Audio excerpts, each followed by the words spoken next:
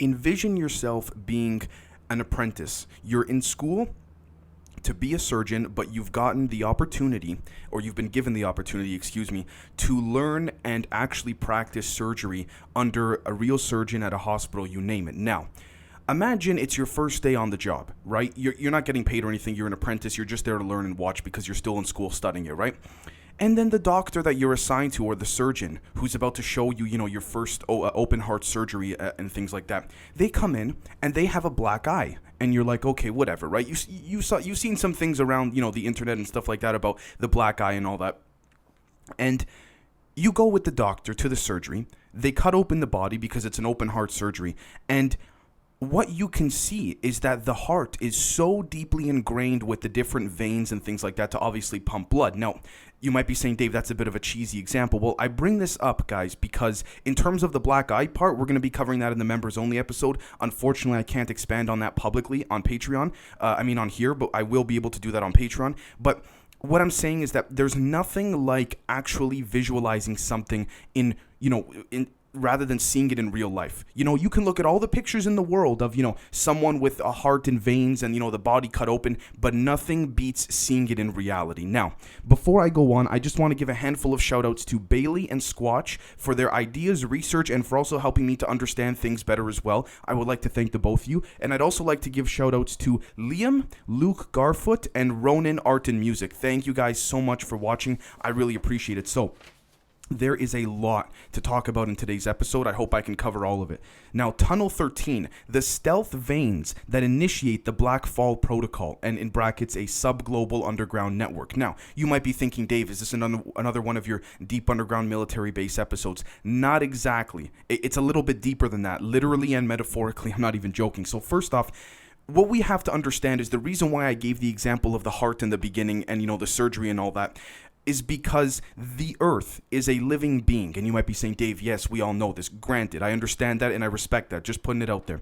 However, there's certain parts of the deep underground military bases that go far deeper than anything on land or even within water. Even deeper, I would dare to say, than Agartha, to the very core of the Earth, because it actually is connected deeply to the way in which certain frequential biosignals are given off. So let me explain that.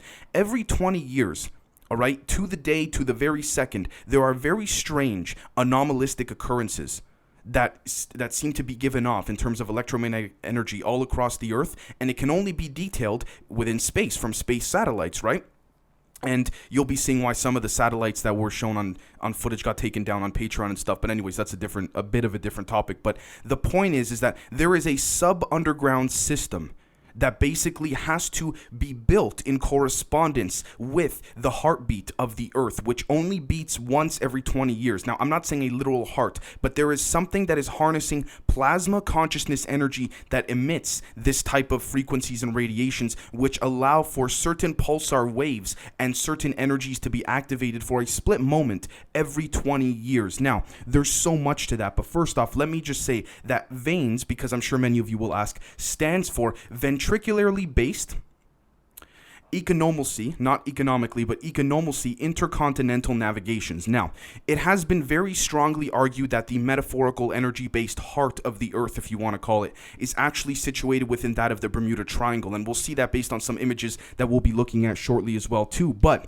at the same time, the Blackfall protocol, as mentioned is in the title, is the protocol that is mentioned and or used when humans are at a very, I guess we could say, high-tension state of diplomacy with the shapeshifters. And again, we could say reptilians, you name it. There are a handful of other extraterrestrial species that have partnered with the shapeshifters as well, such as the tall grays and you name it. However, the Errol woman, or the shapeshifter Errol, from, if you remember from an episode a couple weeks ago, mentioned this as well when she gave an interview to a journalist that mysteriously disappeared about 20 years ago. But the point here is this.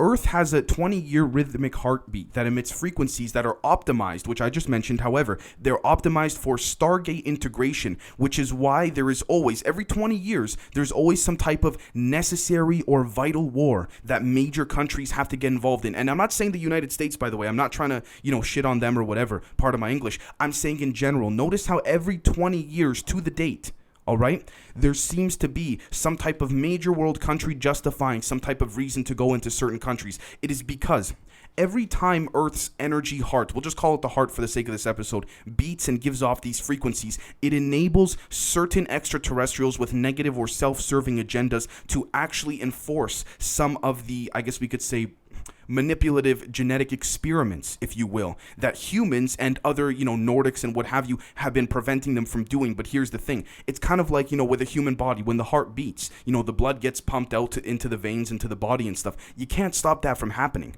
You know what I mean? Just like when you perform surgery or you have surgery done, the surgeons have to accommodate to the human body, not the other way around, which is why I said at the beginning of this episode, the subterranean system far beneath the deep underground military bases has to conform to that of Earth's rhythmic and energetic heartbeat, similar to the DART episode from 2 or 3 months ago, direct access routing transportation. I talked about very quickly, for those who are not familiar with it, there are certain parts of space where there are certain frequencies and energies that seem to allow for UFO craft to actually travel a lot quicker, and act as a sort of intergalactic highway, if you will. The same thing is applied here on Earth. And really, when we look at things like Walter Russell's The Universal One, Project Carrot, I can name many different things over and over again. It is symbolic with that of the representation of the cosmos. And what I mean by that is this. If there are, for example, quicker ways or frequency or energy beams that allow for different craft to travel much quicker around space, why wouldn't there be on Earth? You see what I'm saying? Now, it has also been proposed that this metaphorical heart, or where most of the plasma consciousness is, as a matter of fact, emits from the Bermuda Triangle, which is why UFOs have always been seen going to and from underwater there. Not just because of bases. There are bases there, but again, we can look at articles of, pyramids being found on the Bermuda Triangle or things like this, and you name it. But also what it mainly has to do with is Orgone energy, or the ether. Now, I want to start off by referencing this article very strongly, but very, I guess we could say, foundationally, if you will, but let's take a look here. This is according to tearingdownstrongholds.com. The White House is going to ban Orgone. This is out of Rahm Emanuel's office in Chicago. I got a heads up from a person out there. The TSA, now this was when Obama was still in the White House. This is not a political episode, but we have to read and call things as they are. The TSA is working with the White House to find a way to make Orgone destructive so they can ban it. They're going to close off a portion of Chicago O'Hare International Airport so they can test different ways to make bombs and use it as a way for a false flag to blame the Orgone, like the Orgone energy or the ether energy, if you will. I've been warning people. I see them banning it in the codes, and that's huge confirmation. Now, this is the part where I'd like to thank Bailey, because I want to bring this into the fact that there is a psychological warfare aspect to this, but there is a massive battle going on around the world in many different ways, technological, spiritual, and things like this. Now, I want to mention something. This has to do with life in general, but we have to bring it up. When human beings, or the culture of humanity, moves quicker than that of, when the technology, my apologies, moves quicker than that of the understanding of society of human beings, so when the technology evolves faster than the culture, which is what evidently has occurred publicly in the last 20 years, ironically, remember the number 20, the heartbeat, right? It creates massive problems. And so what has to be done here is this. If you subscribe to the possibility that we live within, a matrix or an extremely advanced simulation, what we can understand is that the simulation adjusts itself based on certain events and ways of thinking within the Orgone or ether realm of consciousness, which is why this particular article is so important. However, the thing that I want to say as a part of all of this, again, thanks to Bailey, is that when we take a look at the psyop part of the movies and Hollywood and, a deep state infiltration and things like this, what they're doing is they're seeding our consciousness with things that they want us to think, especially within our subconscious, because when things and ideas get implanted into our subconscious, it alters the mathematical formulation of the I don't want to use the word destiny, but again, we can, because that's a very general word, but I guess I'm going to have to use that in terms of the destiny and the way in which this particular dimension is going to go. Because again, thanks to Bailey as well too, a lot of remote viewers have actually seen alternate universes or alternate realities, and that's why the CIA never shut down their remote viewing program. They need remote viewers not just to spy on other countries as to what's going on right now, but because the remote viewers can see alternate realities. And so we'll be looking at some of that in our Patreon, some of the documents, and it's interesting. The CIA releases some of them, but they make the documents handwritten and very scribbly and stuff like that. I'd like to thank Genius for sending me that as well, because they do this on purpose. And I know it sounds silly, but who's going to bother to read a bunch of handwriting? Let's be honest here. You know what I mean? The CIA document is not a typed up document. It is a handwritten document that took me like, I think 2 or 3 hours to really decrypt and figure out because the handwriting was so sloppy. But anyways, they basically are given these certain coordinates, but within a different universe, and it uses Alice to change the frequential biosignals that this heartbeat is given out through the subterranean global system within the shapeshifters dimension, the shapeshifters areas underground, and the humans. And here's the thing: the humans cannot close off this type of subterranean global network, which is why the Blackfall protocol is actually in place. Because again, this is what warns the Andromedan Council, the Galactic Federation, and you name it. Now, as I was saying about the remote viewing, what then happens there is the CIA, the supervisors ask the remote viewers, they say, okay, what do you see in this reality? What do you see if this happens? And they then filter down that information into Hollywood, as well as to Bollywood in India, by the way, and many mainstream TV stations around the world. Why? Because, and I'll tell you why. You guys ever notice that there are certain shows that are allowed in countries like Russia and China, and you can never explain why? It's because, again, it's very simple. The leaders of these countries are human just like you and I. The only way they can continue to have power on this planet and continue to, continue on their, further their puppet show, if you will, metaphorically and literally too, is by keeping people alive. I mean, yes, there is depopulation and all that, but by keeping people alive, what then happens is that no world leader, President Xi, President Putin, all these guys, they don't want Kim Jong-un.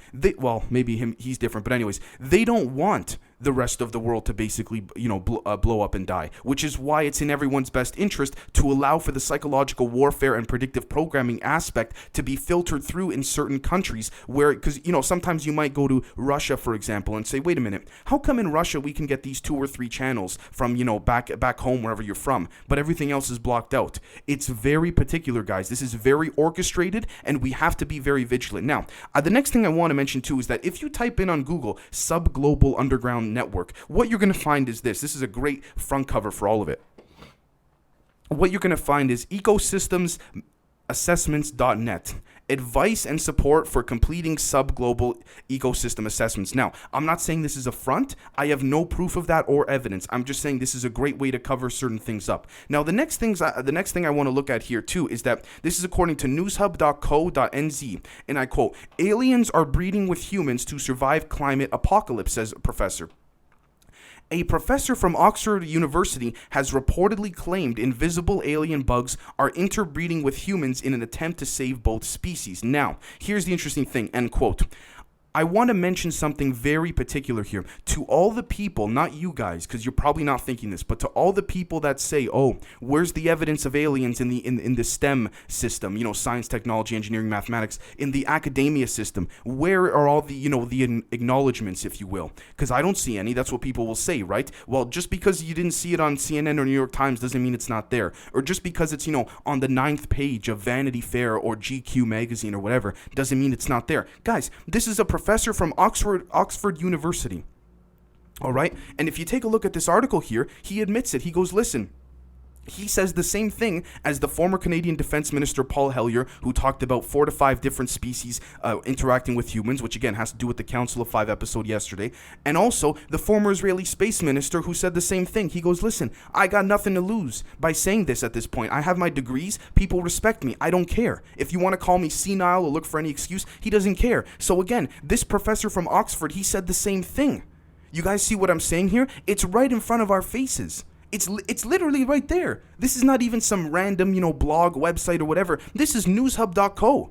Like, I don't know how much more in our face we can get. And they're throwing this in our face because, again, there's just so much there. And they fully say it. And even if you watch the video here, I'm not going to play just for the sake of time, but you watch the video and the professor says, the CNN, I think it was, 60 Minutes interviewer says, what if people call you crazy? He goes, I don't care. He goes, enough people understand this and believe me. Now, let's substantiate what he's saying. Let's take a look. This is according to GregoryHerald.com. Again, not exactly a mainstream media website, but let's take a look here. New evidence in 2017 confirms supernatural beings are coexisting with us here on Earth. And take a look. I'll be putting up, there's a handful of images. These are spiritual beings, or interdimensional beings, if you will, that are trying to infiltrate. Now, the question then becomes, they're trying to infiltrate the energetic composition of humanity on this planet. But the question then becomes, is it for a good thing or a bad thing? And this is where the Blackfall protocol comes in, because when humans, particularly, Israel, Britain, the UK, United States, when they look and they say, okay, we can't tell if this interdimensional energy is good or not, that's when the Blackfall protocol is enacted, because if it is for a negative purpose, these shapeshifters can send these interdimensional beings through the subterranean network and harness the metaphorical plasma consciousness of the heart within the Bermuda Triangle to literally do whatever they want, and that's why that occurs. And that's why we call it as well, that's why it's referred to as veins, because again, it's the veins that connect to the heart. You see what I'm saying here? And so we look at all of this, and then it's kind of like, okay, this may in fact be something legitimate. Now, what's also interesting is that they attach themselves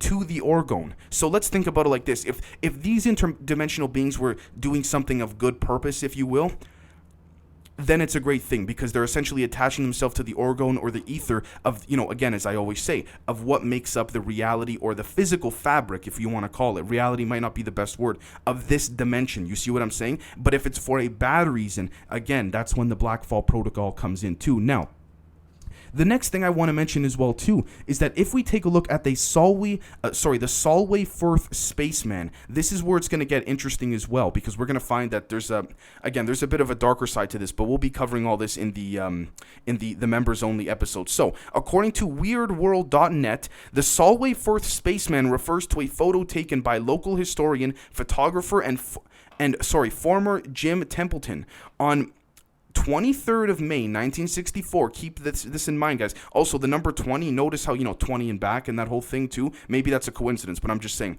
Jim was with his 5-year-old daughter and wife on a trip to Bergmarsh on the Solway Firth in what was then Cumberland. He took 3 photos of his daughter Elizabeth that day in a similar pose, but received an unexpected shock when the photos were developed. The middle picture of the 3 appeared to show a spaceman-type figure at a strange angle behind Elizabeth's head. At the time, Jim said there were 2 old ladies sitting in a car at the other end of the marsh from their location. Other than that, he did not recall seeing anyone in the area. Experts at Kodak, by the way, guys, listen to this. Experts at Kodak examined the photo, confirmed that it was genuine, and had not been altered in any way, end quote. Now, this is again where we talk about the unexplained, and we see through, the psychological programming of it down the road in the long term, as we see nowadays, like Netflix documentaries of out-of-body experiences. Doctors on the public level are just discovering it. What do you mean they're just discovering it? Look, it's been going on for a long time. But hold on, this is the more important thing. Like I said, May 23rd, 1964. Why is that date significant? All right, because it is the same time a Stargate was allegedly opened on May 23rd, 1944, 20 years prior. So it's possible this picture was taken right when the Earth was emitting the biosignals that it gives off every 20 years when its heart beats, so to speak. And this enabled for the camera to detect certain interdimensional beings that otherwise would not have been detected. You see what I'm saying here? And it's almost like when we take a look here. By the way, the Solway Firth spaceman, you can check it out on Wikipedia too. It's pretty public, and which kind of surprises me, but I guess because there's no proof, that's why they kind of just let it go. But anyways, if we take a look here at aliensresearchfederation.com, underground alien bases, locations and map on Google Earth. Notice how there is a vast connection to that of the Bermuda Triangle. I'm putting up the picture right now. Notice that. Why is that the case if the Bermuda Triangle is not significant, right? And we could say, Bermuda Triangle was where Atlantis was and things like this. But again, at the end of the day, we have to consider all of the options. Now, here's the other thing as well, too. As I mentioned, the SubGlobal system had to have been built relative to that of Earth's rhythmic heartbeat. But there's a darker side to that as well, which we'll be jumping into on the Patreon, too. Now, when it comes to seeding consciousness and applying this type of ability, it is literally a constant battle between the shapeshifters, between the humans, between the different alliances, the secret space programs, the the SubGlobal underground network, my apologies, is literally what ties it all in. Physically, energetically, metaphorically and psychologically. It ties everything in. If we think the deep underground military bases are cool and secret, you got to see the SubGlobal underground network. This is just the start, guys. Like, this is just, I'm not saying this is for bad, but I don't necessarily know if it's for a good purpose either. It's very possible the SubGlobal underground network is indeed necessary. But again, we look at previous episodes that I just recently did of, diplomats speaking to journalists totally off the record, saying that yes, the SubGlobal underground network works. You see what I'm saying? So, and it exists. So let me know what you guys think, and we will catch you all tomorrow. Cheers.